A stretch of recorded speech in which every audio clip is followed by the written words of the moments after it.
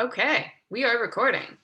So, thank you for doing this with me, Lacy. I'm excited to get to chat with you and really, we know each other. I guess I'll give background for other people listening. We know each other through Sean's Money Mind Academy, and I've always really appreciated your shares in there and your insights. And I Oh, know that thank you you.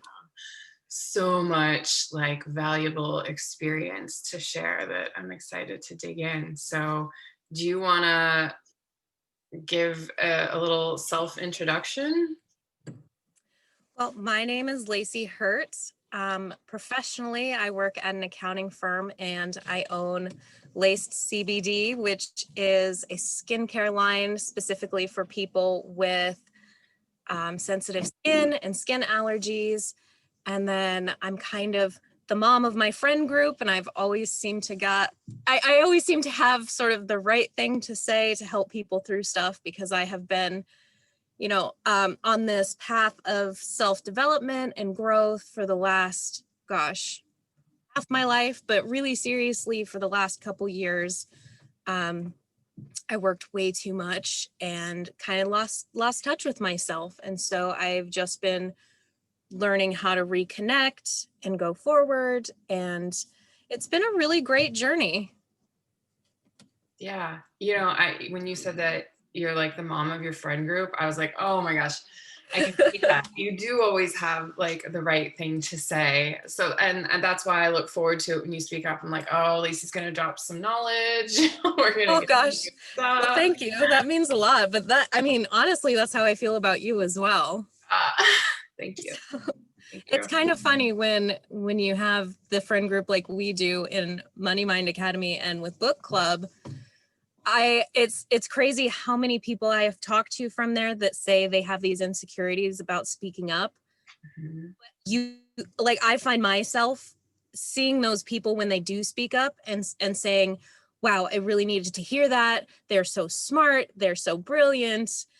And it's just funny to me that we have the ability to inspire people, but don't always recognize that ourselves. Mhm. Mhm.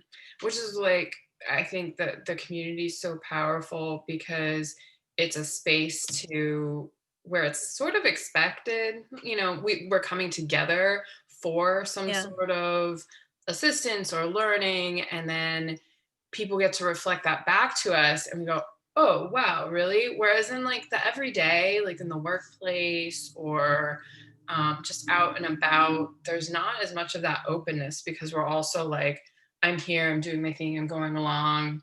And then Yeah. we don't speak up. So this place to practice has been really powerful for me. I And agree. I know I think it was the first week or second week that we were on a community call, and I had said that at one point in my life I kind of stopped speaking up because I felt like I had nothing important to say. And deep down I knew that wasn't true, but the way that people would interrupt, it would make me feel like the things I had to say weren't important or they didn't care about them. And so I kind of conditioned myself to not speak up because I was like, well, I'm just going to get interrupted anyway, so it doesn't matter. And then it kind of created this belief that nobody wanted to hear what I had to say. So yeah, so working through that and hearing from, Sean and all of you that you have to speak up and just getting that practice in saying what I want to say or have to say. I found that being vulnerable with people really opened up um, my heart and my mind to speak more because especially on like Instagram, I consider Instagram to be kind of like my living diary where I'll post something and then kind of talk about my thoughts on whatever I'm feeling. And I get so many private messages saying, thank you for being vulnerable. Thank you for speaking up. I resonate with that. And so it's been a really positive way for me to say what I'm feeling and then have other people kind of relate to that and maybe consider same themselves. Mm-hmm. Yeah, it is powerful. I got so distracted by your cat. That was so cute. But I totally hear They what you're can't saying. handle the fact that I'm in here. I don't know if you could see him putting paws through here. No. I couldn't see that. I just saw him like up the curtain.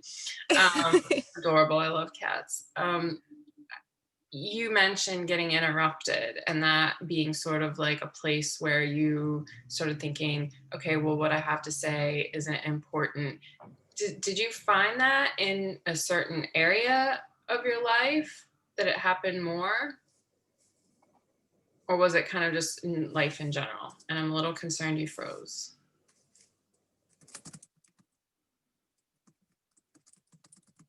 Are you there? Okay, we might have some technical difficulties. So see if you come back in or if it's my internet. I'm going to stop my video and see.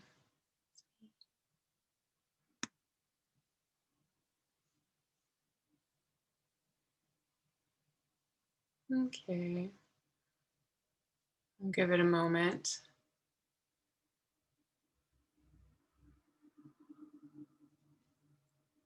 All right. Should probably come back in.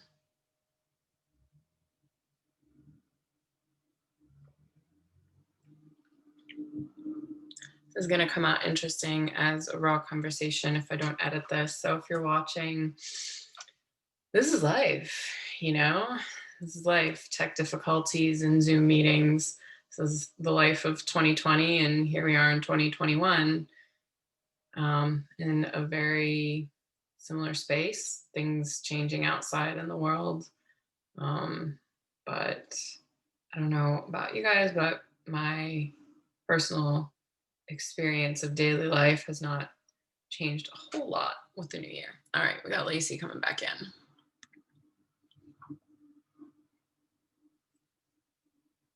Hi. All right, connecting to audio. So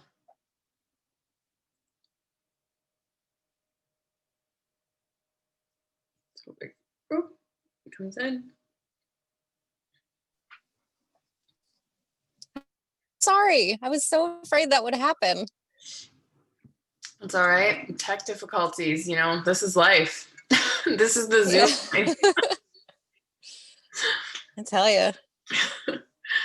Well, I'm glad you're back. I had a little monologue.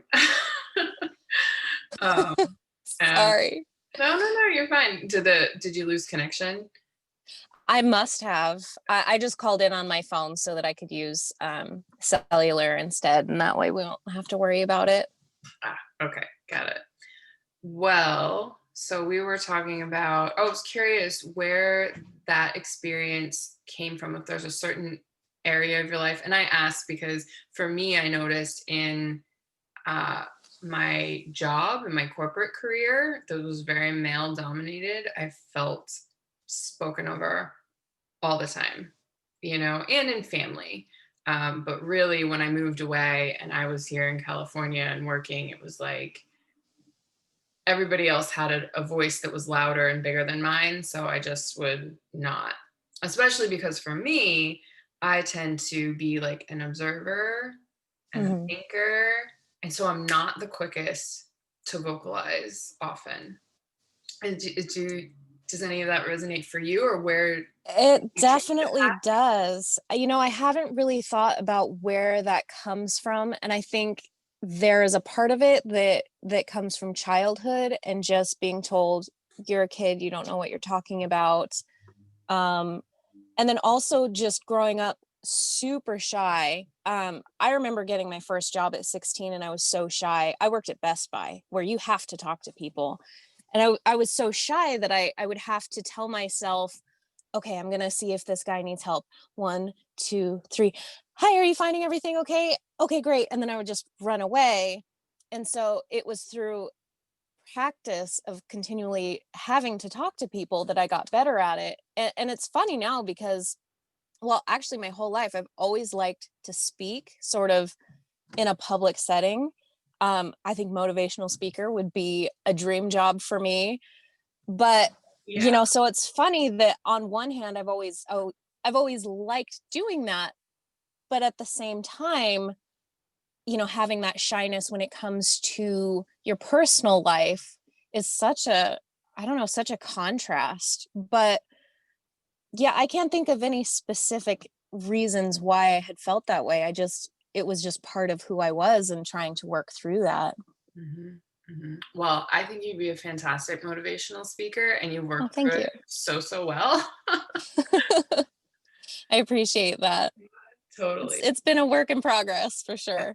It just reminds me of that, like little by little, a little becomes a lot. And just Oh, doing it yes. is the practice. I feel that way every time I raise my hand in one of the groups. I'm like, okay, I'm going to say this now. And I say it, and I think it comes out okay, but sometimes I don't even know. I'm like, Oh gosh, you're you know, always dropping wisdom in there. I love when you speak. Thank you. So it's funny to me to hear that from you, thinking about you possibly questioning what you're going to say or whether you should say it, because I'm always considered you to, oh wow, this is great. Rachel's going to talk. Yeah, yeah. Likewise, I think that's such a reminder that it's really human, and that we don't know what's going on beneath the surface of other people. It's so easy to assume Yeah. that they've just got it together and they've always been this way. They've always been polished or perfect or really secure in what they're saying or successful. Like, we don't see the behind the scenes, especially with like social media.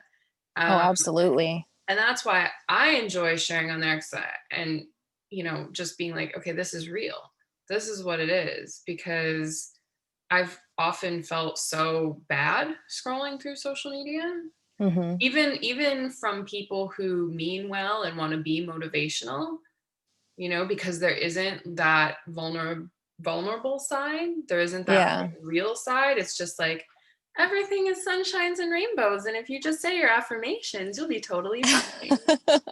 I'm like, well, what's Yeah. wrong with you? Because I got some voices in here, and I've got doubt and some darkness, and I've got like, yeah, stuff. Yeah, 100%. And that is one thing that, I don't think we really consider in this society, and is maybe so taboo still, is that it's okay to not be okay. Like, we are so used to having to put on a front and a strong face, and how many quote motivational memes have you seen that are just like, put up your hair and deal with it? Well, Mhm. you don't always have to do that. And as you and I were talking in book club that one day, um, was that in Goals, like the first chapter of Goals by Brian Tracy? I I think it believe was, so. where he was saying that you have to take responsibility for your life, which I totally agree with. But then he was saying, forget about all of the stuff that's happened in the past and make yourself so busy that you don't think about it. Mhm. And that's where you and I were kind of taking a step back and going, maybe Yeah. not just get so busy you don't think about it. There's definitely a processing in there that needs to take place in order for you to move on in a healthy way.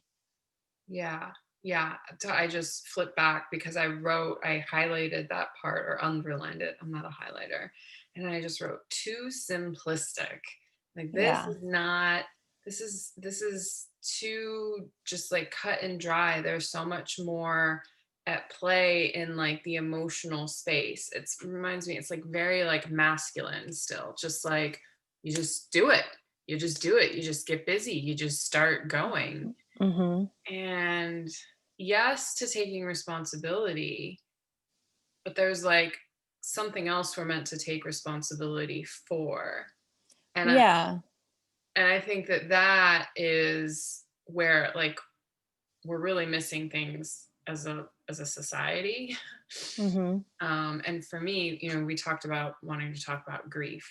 I think there's a lot Yeah. of grief in that space that just like doesn't get talked about. Absolutely. I actually took our conversation to my BetterHelp counselor, And her and I were also discussing how it is such a topic of conversation that people avoid because it's so uncomfortable. And my hope is that by talking about it, it kind of normalizes it so that people can be okay with not being okay and being honest about when they're sad or, just feeling uncomfortable. And I think also recognizing that grief comes from a lot of different places instead of um, a lot of people think that it's just from death. But I mean, you can grieve, for example, if you're growing and as far as personal growth and, finding things out in your life that you really connect with and feeling great, there can still be a grieving process there for the time you spent not feeling that way or for your hurt inner child, relationships that you lose, even friendships, it could just be such a wide variety of places that this feeling comes from. And I think that we really need to start talking about it. Yes. Yes, yes, yes. So many of those things I can, as I'm listening to you speak, I'm like, yeah, I got that one. Yep, I've got that one. Yeah, I've been through that. And I've largely carried it around unprocessed and unacknowledged. And that's where I think with the death of my dad, with my cancer, I'm like, oh, okay, now I'm really understanding grief because that is one of the ways that we really do recognize grief. And then seeing all the other places where grief has come in and I've just powered through it because it's what you do, Because you you know? just got busy and moved on with it. Yeah, you've got to. Like life is happening, life's going on. And as long as we just keep powering through, I feel like that's what's filling up the baggage that gets talked about that we're dragging around. And making it known is powerful. I think especially too, going back to like social media and whatnot. Mhm. You spoke about in personal development, mourning that time where we weren't that person that we've seen that we could be. We have all the Yeah. opportunities now that are so much clearer as to what we could be. It, in my experience, can get really overwhelming. And it's like, well, once there's a choice made, now I feel like there's more I have to mourn than maybe there once was in the way that we lived more isolated, small, I don't want to say small lives, but our circle was small. Our realm of like possibility was small. The world was just, Mhm. maybe a smaller place when our grandparents were making life decisions and growing up than they are when you're Sure. connected through the internet and social media. So the grief load, I feel like, has grown as much as our sense of the world has. Yeah, that's a really, really great way to put that. Um, I think you're absolutely right with having the whole world at our fingertips. We see all the different things that people are doing and the way that they're celebrating life, and especially where people tend to put out only the positive aspects of it. And then we, just by human nature, we make comparisons and then we feel like we're not stacking up to that level of what other people are doing. So yeah, there would be grief involved with that. Yeah. Okay, so we've established there's there's grief. We got grief. Yeah. How have you, I'm really curious about this part. How have you dealt with it? Because this is what I'm, discovering and wanting to move through. And I recognize that I have grief over what I have lost. And Mhm. especially in this pandemic style world, how do I metabolize it? How do I stop carrying Well, it around? honestly, I started out my life not processing it in a great way. I had my best friend, um, who I he and I were actually very in love with each other. It was one of those situations where we grew up together, best friends, fell in love, but one of us always had a partner, so it just never worked out. He did 2 tours in Iraq, and him being over there made me realize that, wow, this is a person that if something happened to him, it would it would really pain me. He made it back. As soon as he got back to the States, he said, "Hey, I want to start a life with you." And I was like, well, absolutely. There's no question in my mind. And then he was killed by a drunk driver a week later. So I obviously did not take that well. And it was very hard for me to even know what to do with that, because, sudden accidents and loss are just so incredibly traumatizing. I did not sleep for a year. It was only when my brain shut off to where I would take micro naps. I still had to go to work. And then I would just come home and I was so devastated that I would just lay on the couch and, quote, watch TV, but really just zone out and not know what to do with myself. And, eventually I started sleeping, but I think after that point, I really just tried to keep myself busy because as much as they say time heals all wounds, the thing that people tell you or never tell you is that deep wounds still leave a scar. So I grieved that. Honestly, I wasn't really okay with it until 14 years later, which is a very long time. I tried to move on with my life and I had other relationships after that, but I found myself comparing my new partners to the one that I lost. And of course, that's not healthy. And I threw myself into work and I just stayed busy. And, I would say that I had that mentality of just throwing myself into work to not deal with grief or the things that were going on in my life that I was uncomfortable with. And I just worked and worked and worked. I had at one point 5 jobs all at one time. So, Oh, I didn't have time to sit with myself and my feelings. There was no quiet time. It was always being busy.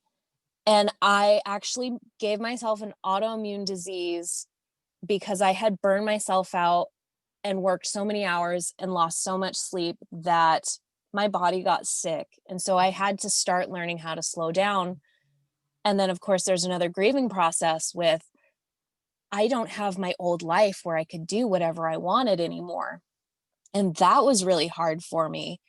And I won't lie, I went through a lot of times where I had really great depression. And back into 2016, I was so depressed that I actually started considering suicide as an option.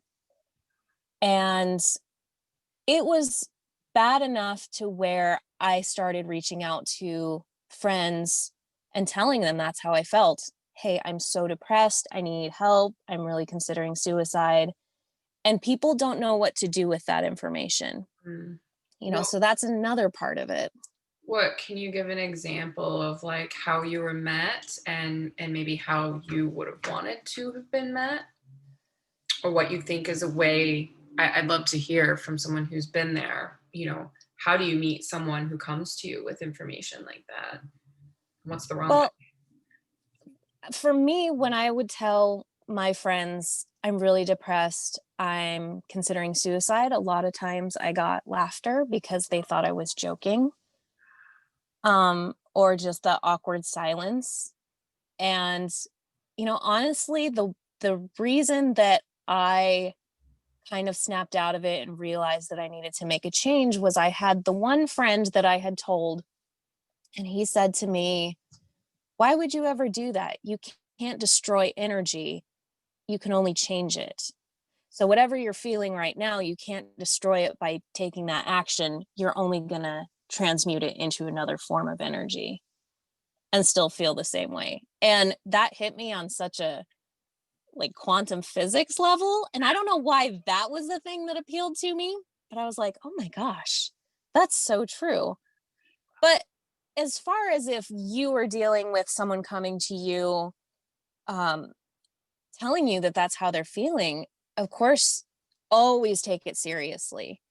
And for me, when people have come to me with those feelings, I make sure to continually check on them because you know how professionals and those memes online will say just reach out. Mhm. When you're depressed, just reaching out is the hardest thing to do because you feel like a burden to other people. Mhm.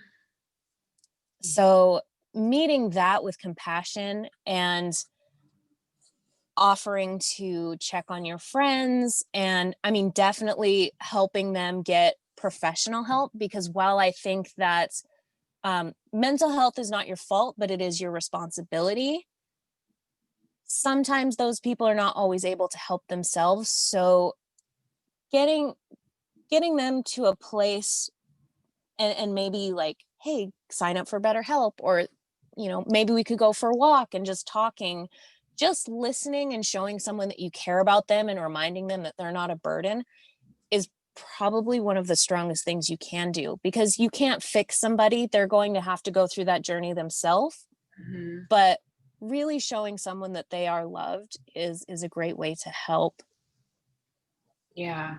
Yeah, I hear that. Validate first, not I think you hear people who have lost people to suicide say like, I just never would have thought from them.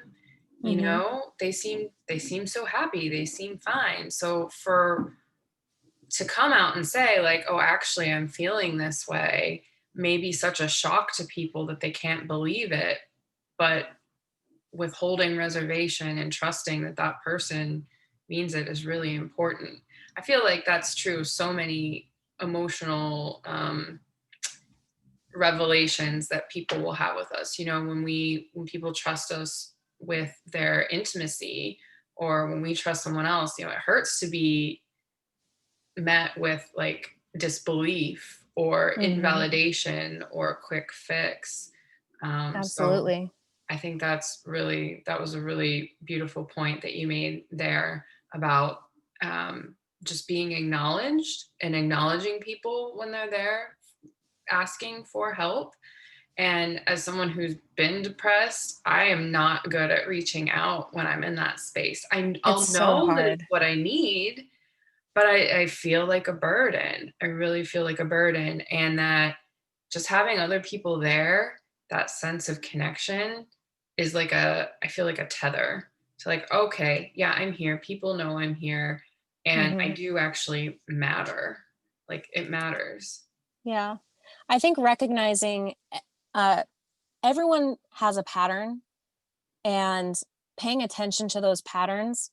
Um, for example, if your friend texts you every morning at 8:30, or if you know that they go for a walk at a certain time and you start seeing them break those patterns, that is a great opportunity to start checking in on someone. And just, it may just be that, they're breaking their patterns, but it also could be that something's going on. And I do that with my friends, and I'll say, hey, um, noticed you didn't call me at this time, or is everything okay? Or what I do with my best friend is every morning I message her, ask her if she wants to have a call, because she's been going through some stuff in her life for the last couple months with a relationship. And so I just make sure to check on her in the morning and at night, see if she wants to have a phone call.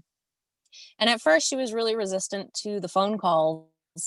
And then once she started realizing it helped to talk about it, she now looks forward to those. And some days she doesn't need a phone call, and that's totally fine.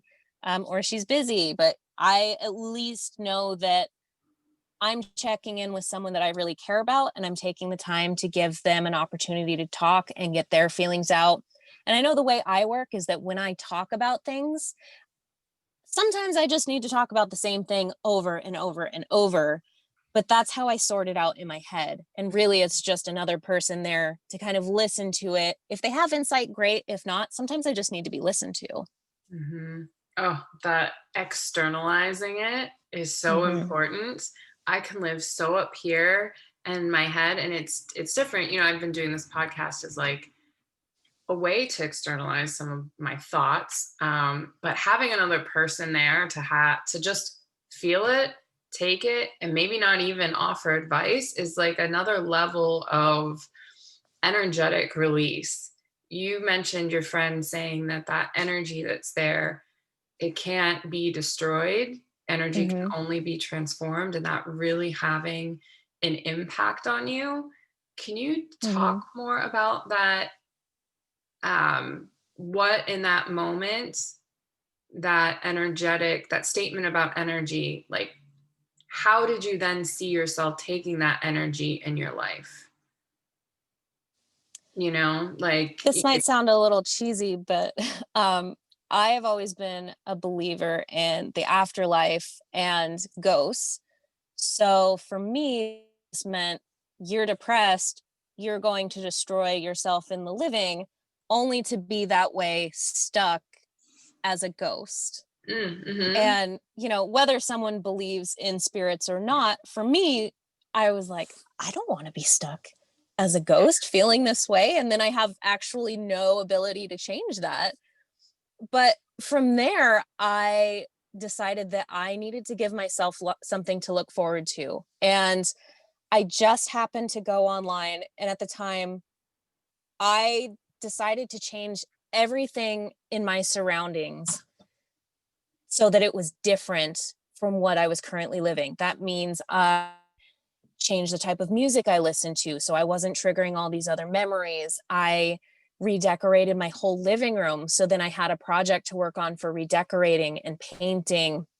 And I booked a concert ticket to go see Brantley Gilbert in Wyoming. So now I have a road trip to look forward to, and I have to figure out how to pay for it because I also had to rent a car and get hotels and, you know, um, so I was like, well, I'm not sure how I'm going to make this happen, but I did. And then every day I worked a little bit harder and I started to get a little less sad and more excited because in 6 months I had something to look forward to. And it's crazy the way it worked out because by the time I reached the road trip date, I had saved up double what I was hoping to for the trip. Um, I ended up stopping at Lewis and Clark Caverns along the way. So it was like, then I got a chance to be in the earth and connect. And I stopped, at every little place I wanted to stop along the way. So it was a really fun trip. And then the day before this concert, I won a meet and greet with the artist that I was going to see. So I actually got to meet the person who was the reason for me to keep going. Mm-hmm. And it was incredible to me. Like I had such an amazing time. And I took a moment to really reflect on that. And I still do. I still think about it. How I went from deciding that I didn't want to live anymore to going, I'm just going to find something to look forward to. And being sad and going, yeah, but I got this coming up. I got to hold out for that. I got this. So, and then slowly working my way towards feeling good and having it to such a great experience. And then stopping myself to say, I would have missed out on this. I would have missed out on the friends that I made along the way. I would out on meeting someone who became like one of my favorite musical artists. And ever since then, I just really like to take the opportunity to stop myself at certain points and reflect on where I was a few months ago, a year ago, 4 years ago, and really appreciate the progress I've made. It Mm-hmm. hasn't all been sunshines and rainbows. Like I went through a lot of stuff this year, but I still say that this has been the best year of my life. And I do feel a little bit guilty for saying that because I know a lot of people have not had it great. But just all of the ups and downs that I have had emotionally this year, I have made so much growth and I'm so proud of myself that I can't help but feel like this is my best year yet. Yes, yes. Oh, I think that's beautiful, and I understand that guilt thing, but we all have our own situations and journeys, and just because other people might be struggling doesn't mean we can't be proud of where we're at. It's that comparison, being the thief of joy. There are a few things Right. there. I mean, how cool your trip and making that It was happen. amazing.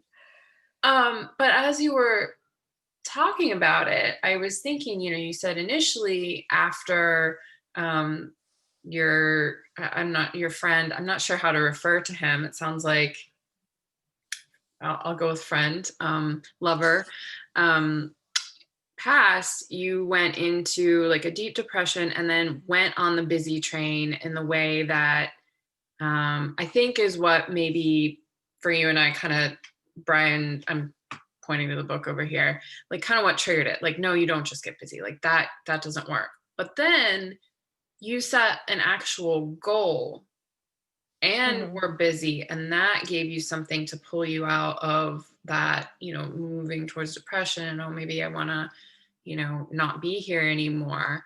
So I mean, that's a subtle like difference in busyness with a purpose versus busyness with a, well, what the purpose is. The other busyness has the purpose of numbing, right? Right. Yeah, Whereas, that's the difference. yeah, the busyness that comes from reaching a goal that has meaning gets us in touch more with um like our real desire and thirst for life. I don't know. Can you riff a little bit on that? Um, I would say for me personally that I spent a lot of years being busy just so I didn't have to sit with myself and my thoughts. Even listening to podcasts or Audible nonstop was a way to not have that quiet space Mm, and have to feel. And I will admit that I'm not perfect. I still do. I went through a pretty heartbreaking breakup at the beginning of last year, and I cried so much that I had a clogged tear duct in my eye. This is how devastated I was. And sometimes healing might look like binging 9 seasons of drama just because you don't want to sit with your feelings. But, once Fry got a girlfriend and I was like, Fry got a girlfriend and I'm still alone. And I was like, okay, I need to stop. This is where it's getting a little too much. So I made the decision at the time. I wasn't using BetterHelp anymore. I had taken a break and I realized that I was trying to numb again and I didn't want to do that. I wanted to be able to process this. So I started talking to my counselor again, and she was talking to me about grief. And this is where I feel like I had my biggest push into learning how to process it properly. She sent me this really great link that took Lost Foundation. I think it's lostfoundation.org or .com, whichever it is. But there was a post that they had found on Reddit, and I would love to read it to you if you have the time for it. oh yeah. Oh, It's written by use filler. yeah, I don't know if the internet connection is getting a little wonky, but I think we're good now. Okay. Yeah, go for it. Okay, so I found the original Reddit post and it's by username G Snow. And it says, "All right, here goes. I'm old. What that means is that I've survived so far, and a lot of people I've known and loved did not. I've lost friends, best friends, acquaintances, coworkers, grandparents, etc. And I can't imagine, or he said, I have no children. I can't imagine the pain it must be to lose a child, but here's my 2 cents. I wish I could say that you get used to people dying. I never did. I don't want to. It tears a hole through me whenever somebody I love dies, no matter the circumstances. But I don't want it to not matter. I don't want it to be something that just passes. My scars are a testament to the love and the relationship that I have for and with that person. And if the scar is deep, so is the love. So be it." So then the part that really hit me, and this is the part that my counselor had sent me, and this you may sort of remember my paraphrasing in class that one night about the waves. So this is where I got that. It says, "For grief, you'll find it comes in waves. When the ship is first wrecked, you're drowning with wreckage all around you. Everything floating around you reminds you of the beauty and the magnificence of the ship that was and is no more. And all you can do is float. You find some piece of the wreckage and you hang on to it for a while. Maybe it's a physical thing, maybe it's a memory, a photograph, maybe it's a person who is also floating. For a while, all you can do is float and stay alive.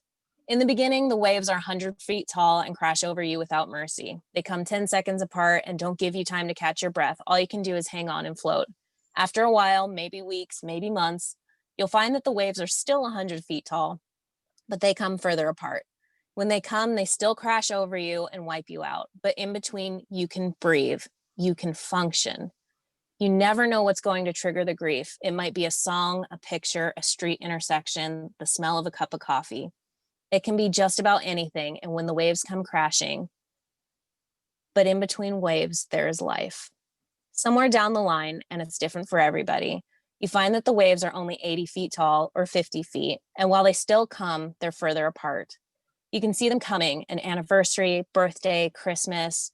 You can see it coming for the most part and prepare yourself. And when it washes over you, you know that somehow you will again come out on the other side, soaking wet, sputtering, still hanging on to some tiny piece of the wreckage, but you'll come out. And I just love that. Mhm. So I like to remember that grief does come in waves. And yesterday I was feeling really great. I'm very happy right now. And yet when I laid down to go to sleep last night, I had some feelings come up from a past relationship that, I don't even really think about much anymore. But it was something that had caused me grief, and it kind of came back in this little wave up onto my shore. And I just took the moment to go, yeah, that was really sad, but I'm okay now. And I don't have to think about it. I kind of felt my little bit of feeling there for a second, which was kind of how I had felt about it in the past, but it was stronger. But this time I just kind of like on meditation apps when they say, imagine the sky, and then you have these thoughts that come by like clouds. You witness them, you can acknowledge that they're there, and then you just let them pass. And Mhm. that's what I'm really practicing doing right now, is taking the time to acknowledge that, okay, this came up for me. This is how I had felt about it. I may still feel that way, but not so much now. And I can just let it pass. And Mhm. it may come back, but I'll be okay.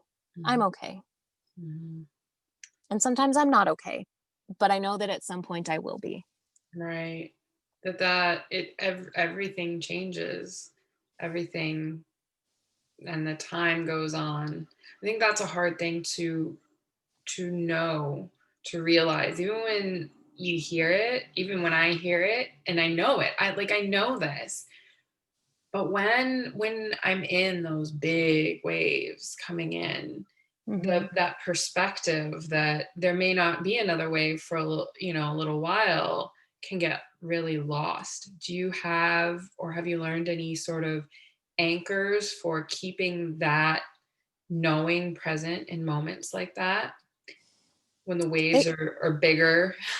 yeah, it can be difficult. I mean, with the pandemic this year, all of my coping mechanisms were taken away. Usually I would go to the gym, I would hang out with friends, and I would just have those outlets. But I was really forced to sit in my house alone, of all things, Mhm. and just deal with my feelings. And so, what I had kind of started doing for the big waves was just crying. Sometimes crying is just such a great release. I think, especially if you feel like you have to cry and you hold it in, don't do that. Ah, I Don't do that. Just let it out. yeah. I have cried. I've gone grocery shopping and then come home and then just sobbed in my car for 5 minutes before I even go into the house, just because it comes up. And I think recognizing those times when these feelings are coming up and just letting them out and feeling no shame about it is gonna be one of the things that helps the most. Mhm. Um, and then, gosh, what else did I do? I honestly, that, because I had no other, that was one of the things I did the most. But also getting outside. Mhm. Um, I'm really fortunate to live close to a river, and it's in a little wooded area. So I have a spot down by the river that I like to go, and I just listen to the water flow. And I like to sit on a rock that's in the water, but big enough that I can not get wet. And I like to imagine, I'll close my eyes and I imagine the negative energy coming out of me and going into the water. And then as the river flows, it just takes that away. Mm. And then there have been times where I will, pick up a stone and I will say, stone is for such and such. whatever I'm dealing with at the time, and then I throw it, because then you have a little bit of, anger release or active Yeah, you actually get the emotion. energy. Yeah. Yeah. I had heard this folklore recently that I thought was really funny, that it was saying, if you it was something about taking and throwing things into the river so that the river fae, like the fairies, naughty little fairies, would come and take it away. And I was like, oh my gosh, that's kind of funny, because that's what I've been doing for the last couple years, of just taking these stones and throwing them in the river just to get that energy out and feel like this little piece, this represents whatever, and then throwing it and it's gone. So I thought it was funny that there are actually folklores that are kind of based on that same idea. So other people have had this idea, clearly. Yeah. And there's probably some evidence that doing little rituals like that can help you feel better. Yeah, yeah. I think it's so cool that you tapped into that like innate wisdom that is, rooted in folklore that people have been Yeah. doing for so long. And I do think that there's something to that. I've done emotional release techniques that are just image based, where like you feel the emotion and you've got a balloon and you see the balloon and you feel it and then let it go, or things like that, or put it in a box and tuck it away. But Hmm. to actually have a physical object and take that, to put the body into it in a way where you can like feel the density of a stone, just when you were Hmm. speaking about it, I was like, oh, I like that. That feels really good. And the water, just being around that connection to nature. Nature is like where our energy is rooted, so that we don't have to hold it all ourselves. So, Hmm. yeah, nature is beautiful. There was something, oh, when you spoke about crying in the car and just crying, I'm so jealous. My body was like, I want that. Can somebody teach me how to undam my tears? And that has been, sometimes it comes up. Like I picked up water. I've got my water here, and I Hmm. placed it on my nightstand the other night, and suddenly just wanted to cry. And I let myself, and I was able to. But there are other moments when I can feel it, and it just tightens up, and it's not there, and it's like,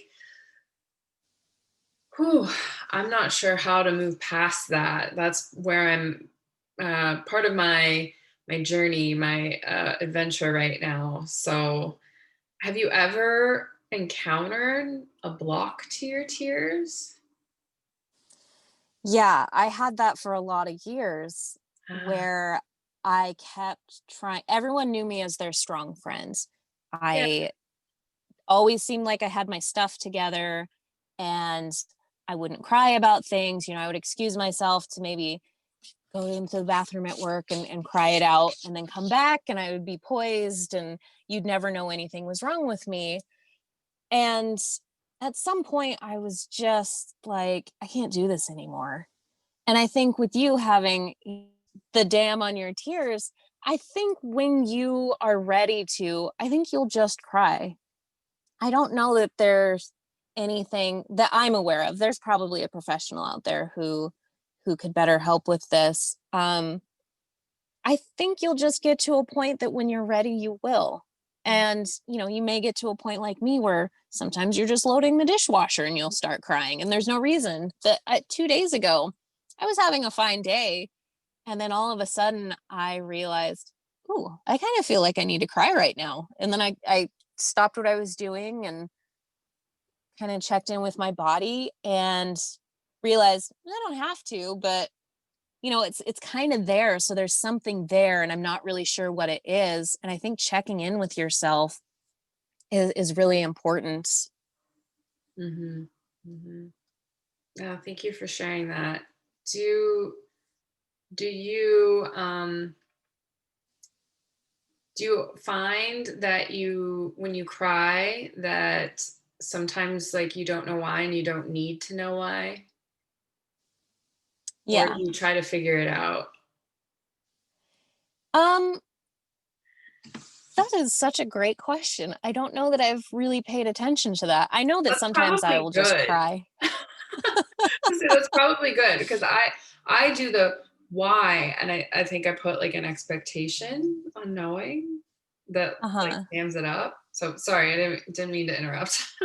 Oh, no, keep going. I'm interested. Yeah, I just sometimes I think I put like an expectation on my tears, or like they need to have a reason.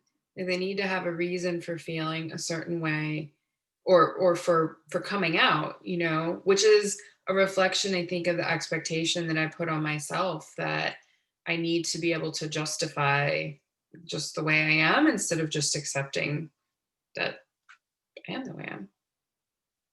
Mm. Yeah, gosh, the expectations. I'm so glad you bring that up because I actually wanted to bring that up with you. Ooh, expectations. I think going back to society as a whole, we have a lot of expectations of ourselves. And again, whether that's to be strong and I don't have feelings, which also I think can factor into the way that we have relationships now too, is that a big thing is I don't want to catch feelings. And we live in such a way that we're not holding expectations of people, but we secretly are. And I think that can really rob us of a lot of good experiences when we protect ourselves, quote, protect ourselves by not feeling our feelings or not wanting to fall in love because we have an expectation that we're just going to get hurt. And so we don't develop those deeper emotional relationships or loving relationships anymore, and we live in a throwaway society, and then we just really in the end hurt ourselves by doing that. And then I also think with expectations, I recently had a conversation with my counselor about them in the way that I needed to have a conversation with someone about I had a relationship end, and I felt like the way that it was handled could have been done differently in a more um, respectful and loving way. And so I needed to have a conversation. And my counselor had said, well, what do you expect to happen if you have this conversation? What are your expectations of his reaction?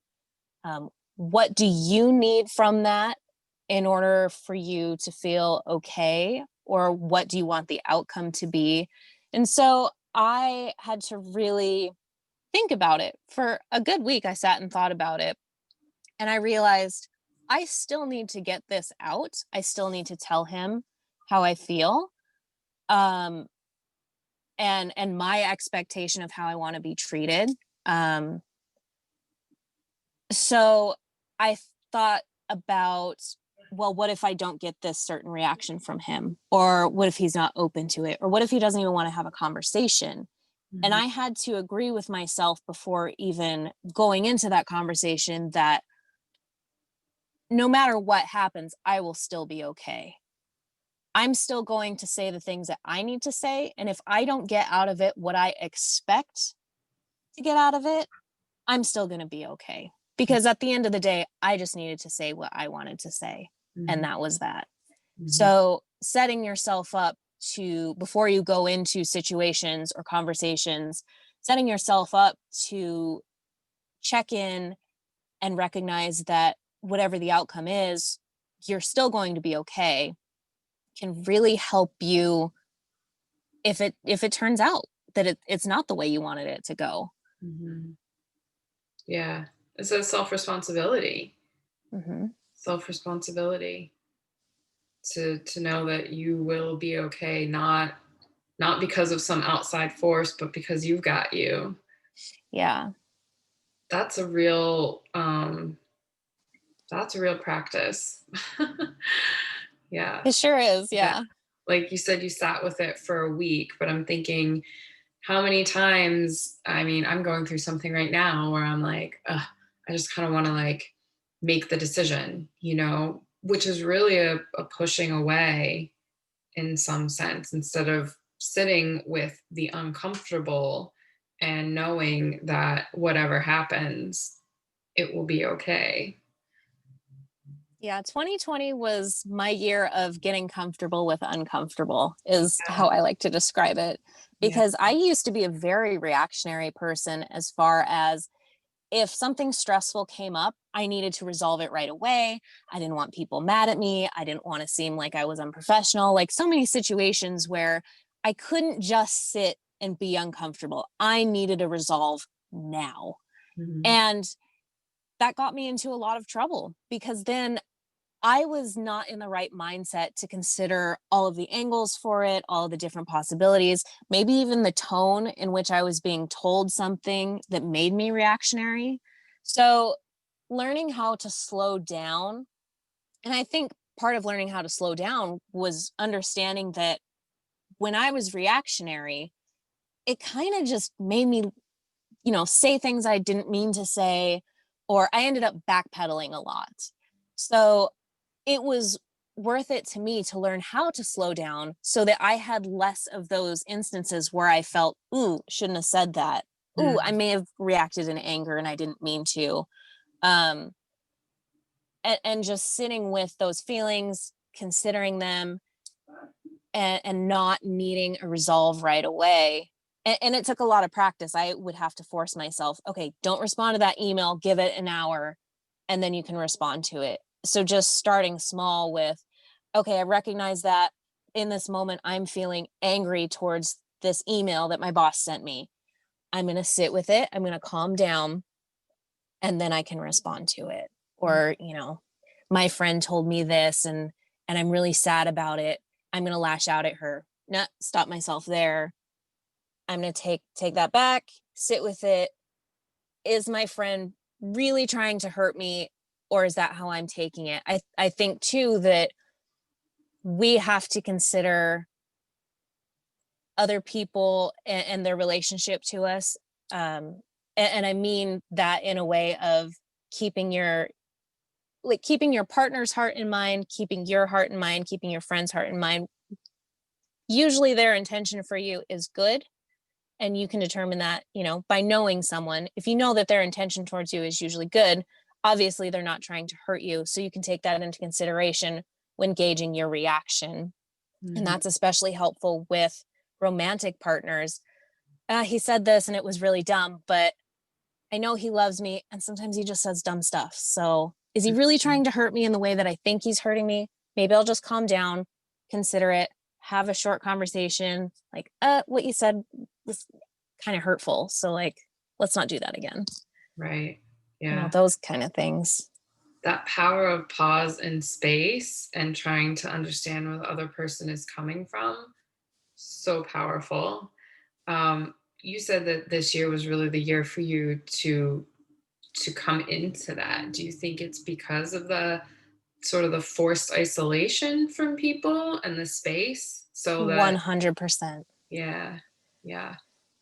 I mean, when you said, "Oh gosh, I had to do it like alone," and I was kind of like, "I want to do it alone." That space is hard when other people are around, and I think it's one of the reasons why it's so difficult for so many of us to make those changes in life is because how often are we really truly alone and willing to give ourselves the space, because you can be alone and with as connected as we are and how many distractions we are, you cannot have the space. Like I'm so guilty of that, of like numbing out scrolling on my phone instead of Yeah. being like, oh hey, that hour I could have just sat with myself. And you would feel better so much quicker if you just did that. But Yeah. I'm guilty of it too. I will numb out. I keep track of my screen time though. So I always know the days where I'm feeling off because my screen time will just be astronomical when Yeah. normally it's not that much during the day. But I look at that and I go, I was feeling whatever way that day, and I give myself grace. It's okay.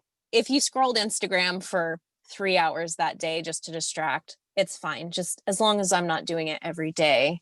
But sometimes you need to just, like I was saying earlier, watch a bunch of Futurama because it's funny and stupid and it, disconnects your mind from everything else. But when you get to the point of numbing, that's when it's a problem.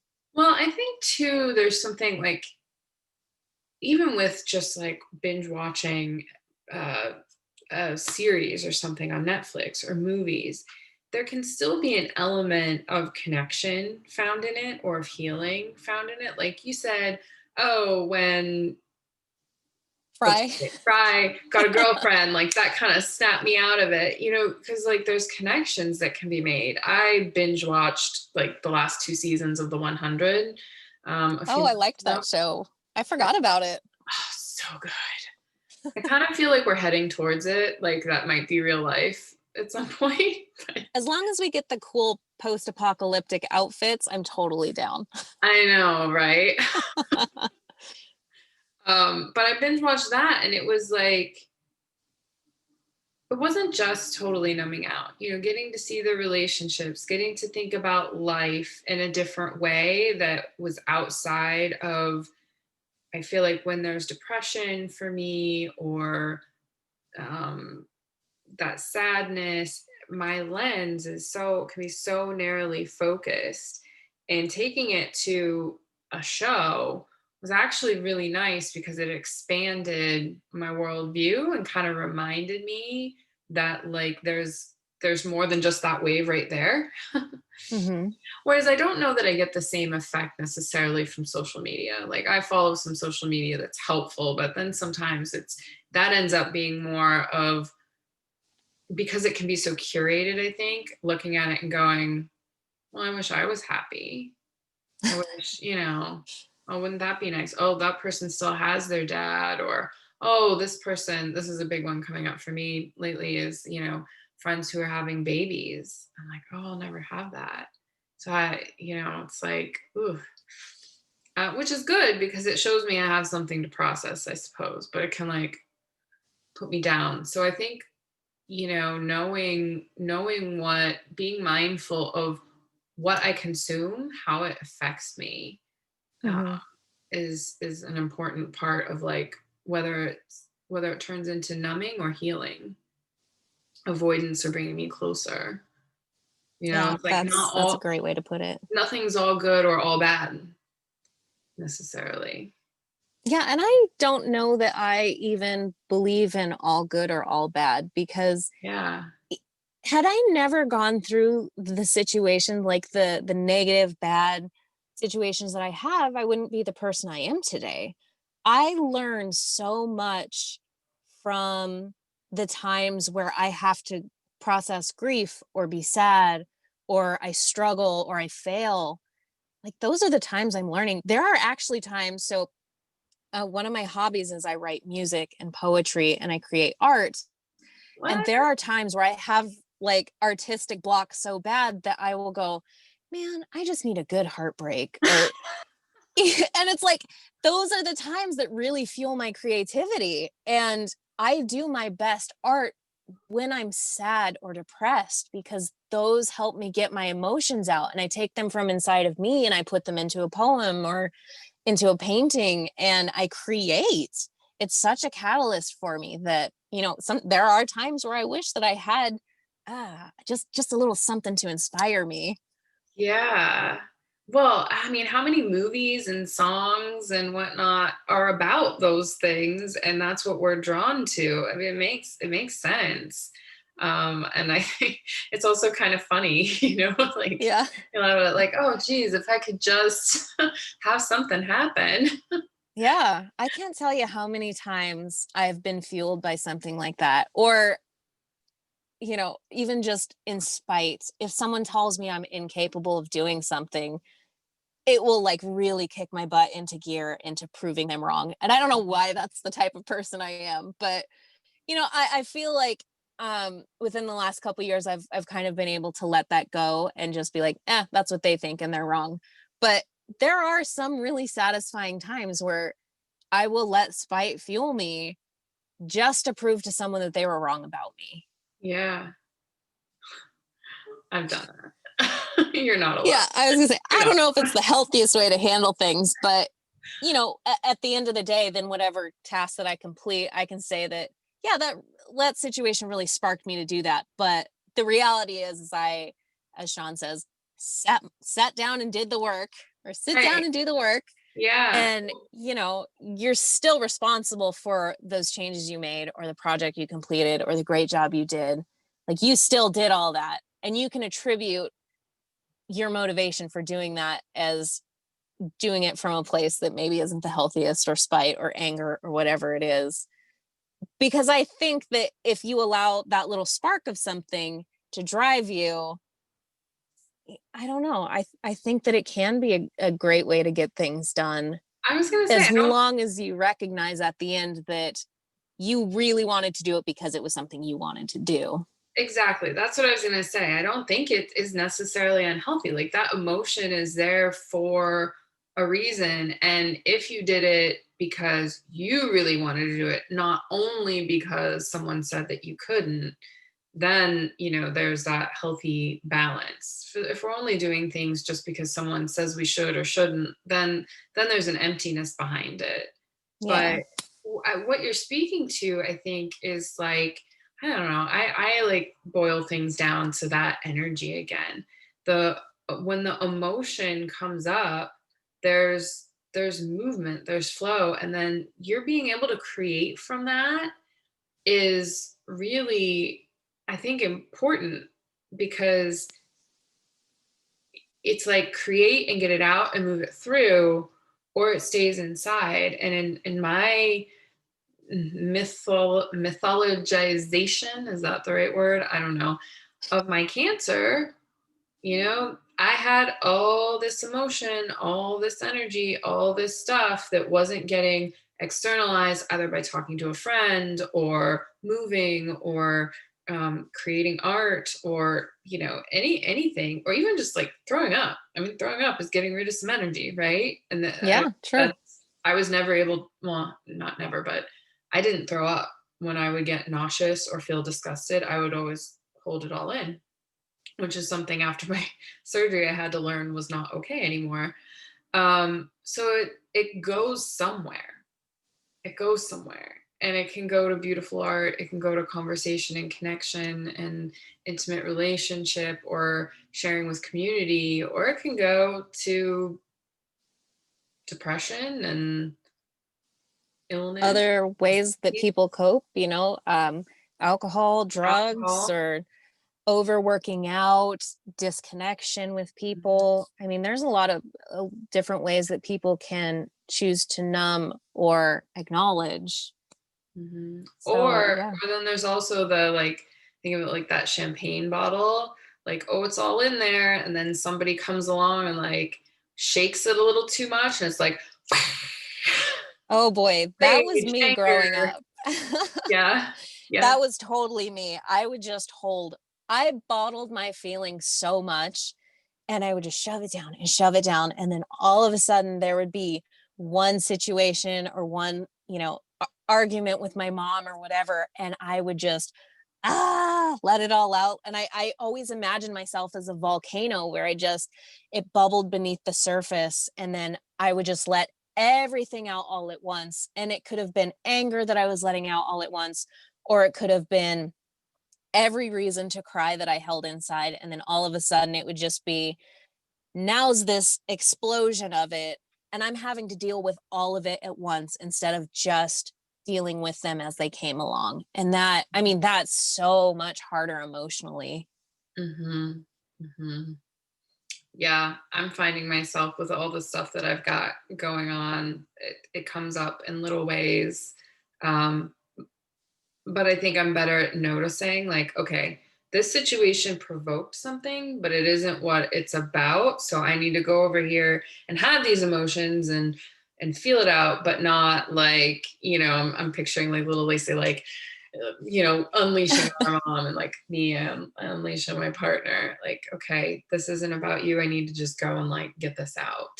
Um, I haven't always had that skill. I was very similar as a kid. Bottle it up, let it out. I was sarcastic and passive aggressive.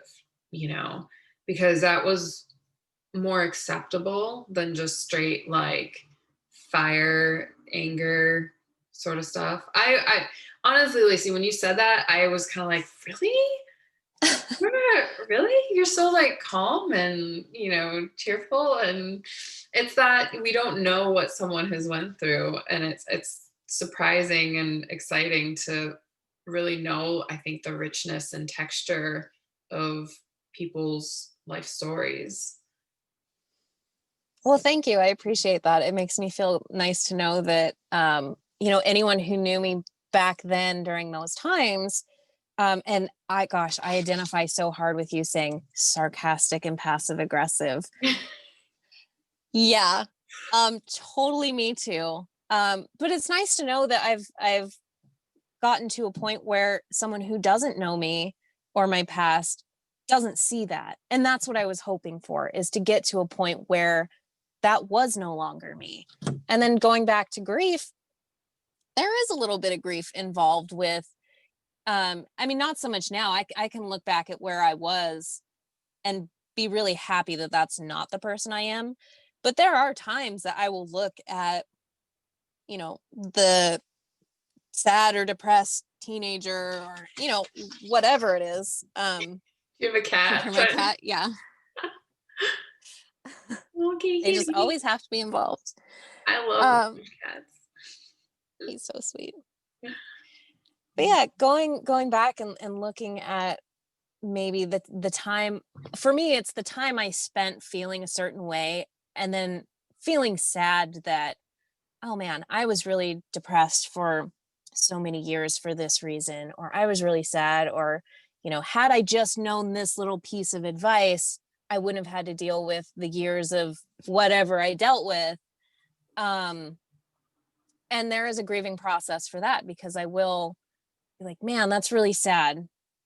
And I'm not that way anymore. Had I known this back then, it could have been different. But I feel like I've really taken the time to grieve those parts of my past self, and just trying to tell myself I did the best that I could with the knowledge that I had. Mm-hmm. Mm-hmm. Yeah, that's powerful. And that's all we can ever do. I really want to know if you have any other secrets to not looking back and having that regret. That was something I think that was in, maybe it was Psychos, was it Goals? I forget which I book think I it was read. psychocybernetics. Psychocybernetics, about not looking back to the past, and just letting it sort of, be. I struggle with this. Do you have any, Well, go other than, further into that if you would. Tell me about it. well, with my being sick, getting sick, wow, if I had looked at my scans myself more in depth, if I would have pushed the doctors, if I would have trusted that I saw disease in my belly when I was tripping on mushrooms. Oh, And wow. yeah, I don't know if I've shared that on the podcast, but yeah. You haven't. That's interesting. I didn't know. I mean, I saw it and I was like freaked out. And my partner was like, we took a drug. It's fine. I didn't understand really the power of psychedelics then. And it always kind of plagued me, but I was somewhat ashamed of it and didn't, what do you do? Walk into your doctor and be like, hey, I took some shrooms and walked in the forest and I think I've got something rotting in my abdomen. Like I didn't know They bring how. you the white coat. Okay, sure. Yeah. Let me show you this padded room. So there's regret. It's like it could have been different. I could have not lost all those organs. I could have a more normal life.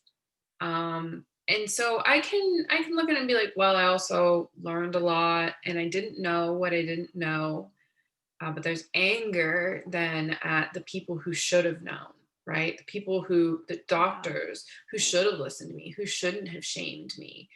And like my therapist says, like this is healthy healthy aggression that I have. Like, and it's true. And then that energy then that exists when I feel that, when I'm like, you should have known better. You should have been this. And even towards myself, like, well, I could have paid better attention. I could have been more curious. It's all energy to take and use for moving forward. But I have a tendency to go towards the past and just wish it was different. And I know well, I'm not accepting what is and all this, and I just need to let it go. But I'm just, yeah, I don't know. I'm in that in between. Maybe I need to go sit on a rock in the river or in a river and get some little stones and take that. That sounds so appealing. Like, you're like, this is for the doctor, the surgeon who told me it was a cyst on my ovary, and maybe see if I can hit some other rocks with it, because that would feel good. You know what? If Oh, you're freezing. No, where are you going? Don't go, Lacy. Oh. Can you see me? I see your picture and I heard that. So, okay. Okay. Yeah. Got me back? Yes. Okay. Yeah. We're good.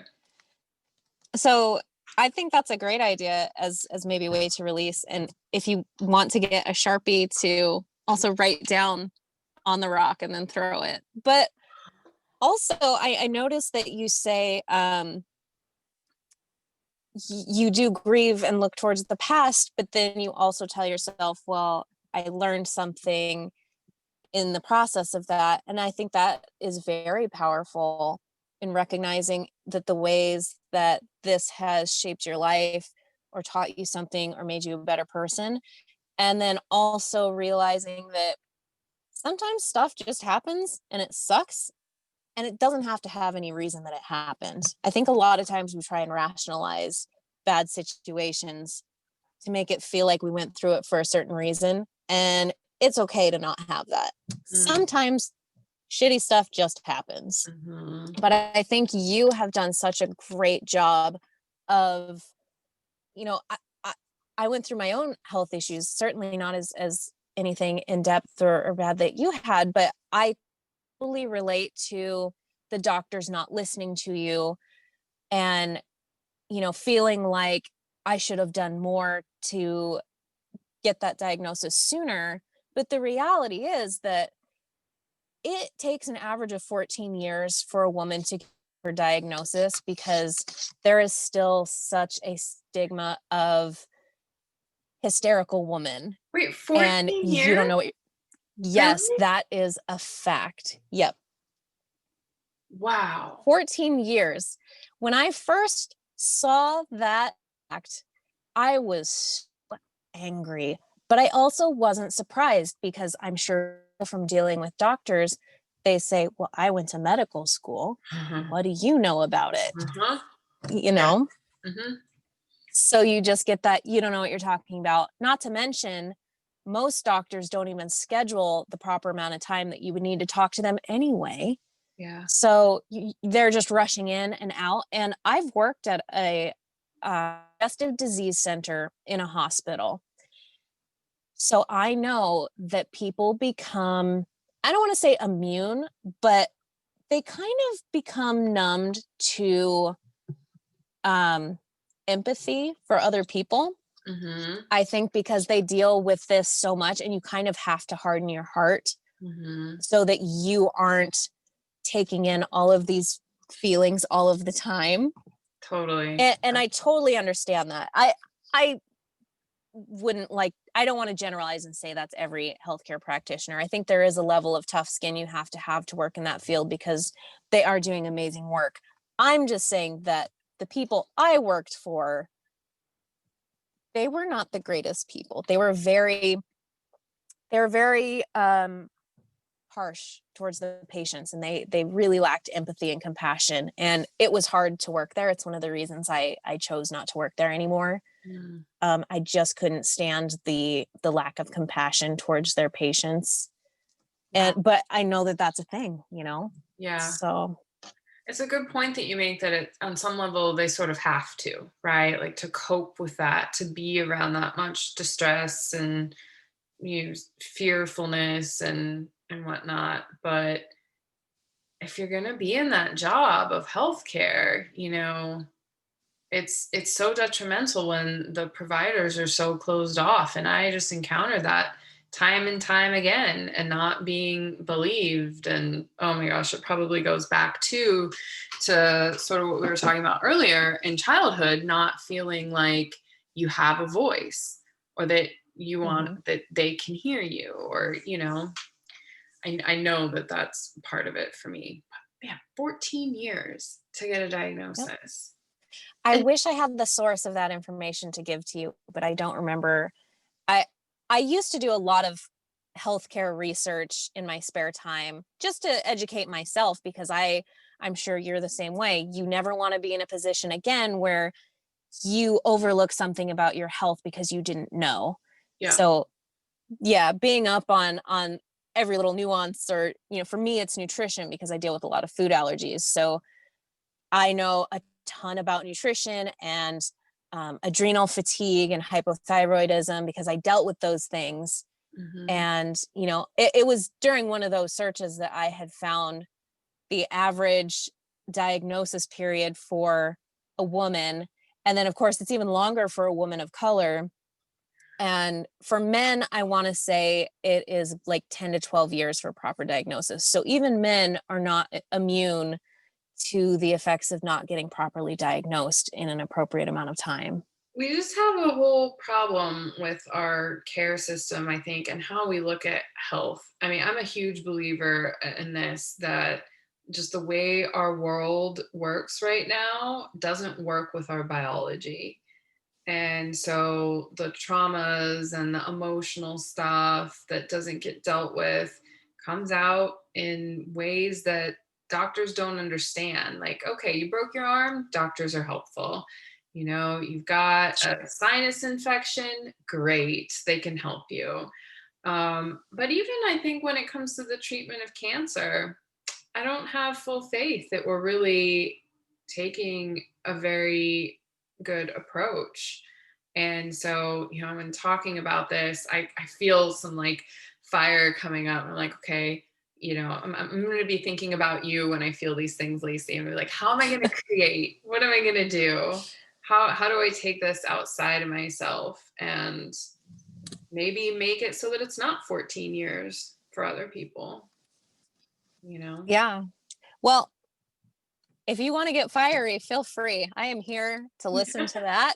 And Yes. you are welcome to get it out with me. And anytime, even if obviously we're not on a podcast, if you ever want to talk about stuff and just need someone to listen, I will totally do that for you. Totally. I've got your number now, so you can expect to hear from me, I think. Oh, 'Cause great. sometimes I go into hermit mode. So I'm I just trying, totally understand. yeah, I'm trying to I don't want that to be like, I know it's so important for me to externalize. Marion's helped me a ton with that. She told me that I have to stop keeping my feelings inside. She sent me a message on one of the calls one day and I was like, how did you know? She's so wonderful, isn't she?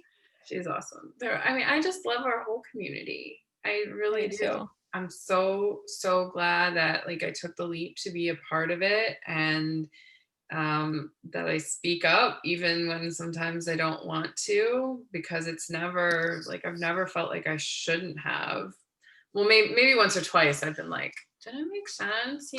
But it's never Well, been see, I've because, never had an instance listening to you where I felt like, oh, well, why did she say anything? Always have really brilliant things to add to the conversation. So keep doing that. Keep okay, speaking up. I will. See, it's only me. It's only my own like self-judgment that goes there. But yeah, I'm curious. Lacey, I don't even know, where are you? Where do I know where in the world are you Oh, I'm located? in Spokane, Washington, Ah, okay. Cool. I'm thinking the about, beautiful Pacific Northwest. yeah, it's all blue curtain. um I've been thinking about moving. I don't really want to be in Southern California anymore. So I kind of want to like know where people are and like, do you love it there? Do you like Washington? Have you lived Yes, on the it is lakeside? so gorgeous. I've lived here since 1993. We moved around a lot when I was a kid. So I was originally born in Billings, Montana, Okay. and then we moved down to Las Vegas, Los Angeles, back up to Billings, and then over to Washington, Spokane.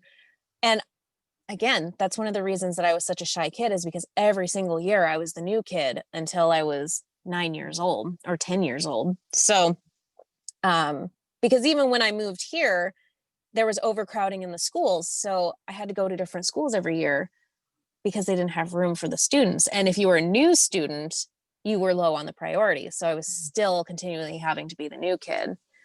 Um, but yeah, it's so beautiful up here. When I first moved up here, I was not an outdoorsy person. And in fact, I only really stepped into being an outdoorsy person within the last couple of years because one, I was working too much to even have time to go do that stuff.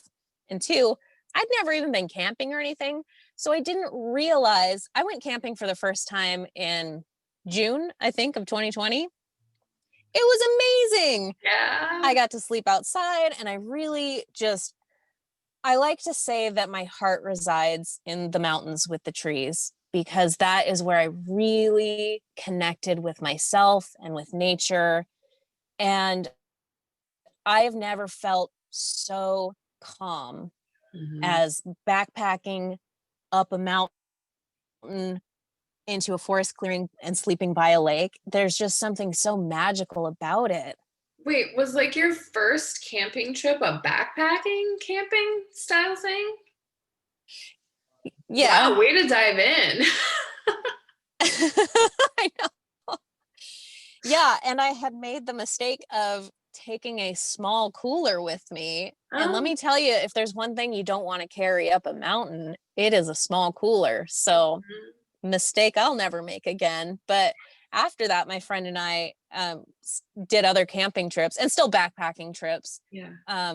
I can't imagine doing it any other way. I know people will take campers and drive in, but I really like the solace of just being with a good friend in the middle of the forest and just sitting there and connecting without, cell phones or other people or, it's just, it's so nice. The level of peace and quiet out there is really magical to me.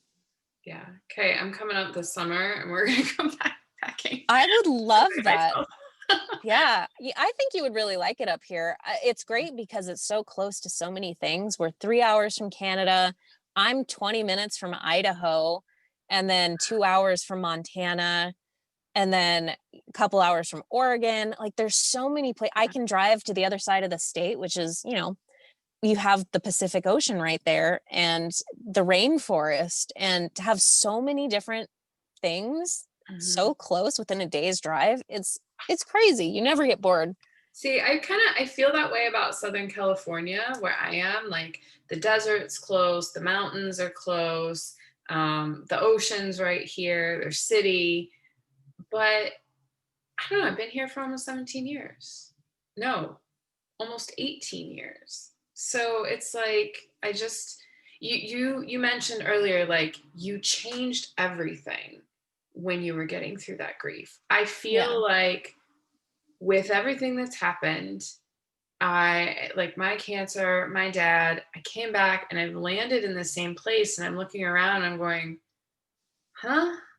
I'm trying to go back to such the same way of life. Um, I kind of want to shake up. I want different. I'm ready. Like this is it. I've been living this way. I don't know. I've had people suggest like change your entire wardrobe, start eating entirely different foods. Like you said, you listen to different music. Hmm. Well, Yeah, and I completely redecorated my house. Like I even got new bedding for my bed because I just needed it to feel like a different environment and moving wasn't an option. yeah, And I still find myself doing that. I recently redecorated my living room. And I think I was telling you guys about that. And I bought a bunch of plants. And it was because I was at a different space in my life. And I took the photos from my camping trips and my hiking trips all year, and I printed them out and put them on the wall in nice frames and put my plants up, and I collect driftwood for crafts. So I made some driftwood plant holders. And so every time I look at this stuff, it reminds me of this great trip that I had or this memory. And so it's been really nice for me to have those memories and those happy times just ever present on my wall. I can just look at it and be transported back to the woods and how I felt during that time.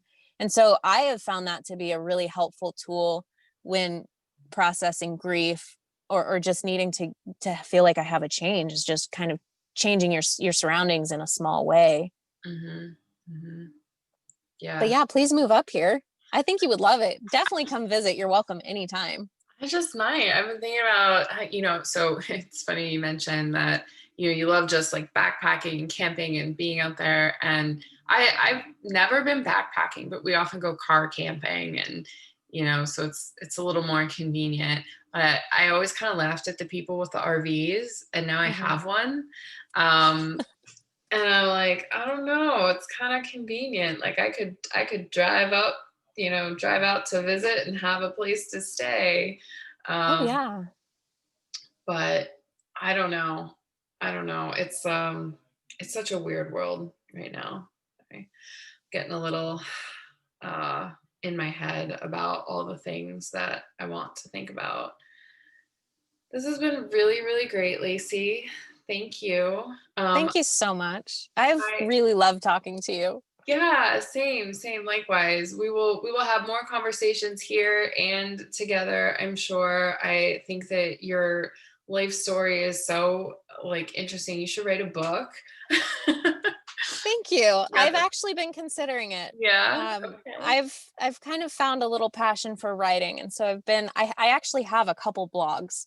What? Um, yeah, I have one that I started when I was sick, and so I would write in it to just kind of get stuff out. And then I have a poetry blog, and I ended up making that one private because I get pretty deep with my thoughts on that one. But it's a great space for me to get that out. Mhm. But I think that would be fun to get into a book. You just seem like you have I mean, I believe that we're all creative. It's just the extent to which we allow ourselves the time and space um, and permission to tap into it. But it sounds like you have these outlets that you flow your emotion into, and you speak about your emotions and your life so beautifully. Well, thank I would you. love to read something that you wrote, and I want to see some of your crafts. I'm like, ooh, what, like making things of driftwood? These are things that like I think about and never do. I'm like blocked in that area of creativity. I've been doing these morning meditations with my friend Amy, who also had appendix cancer, and she's an art teacher. And it's just really changed my outlook on just like creativity in general and what I'm putting out and how I allow myself to do it. So it's cool to see what other people do and what their relationship is to it.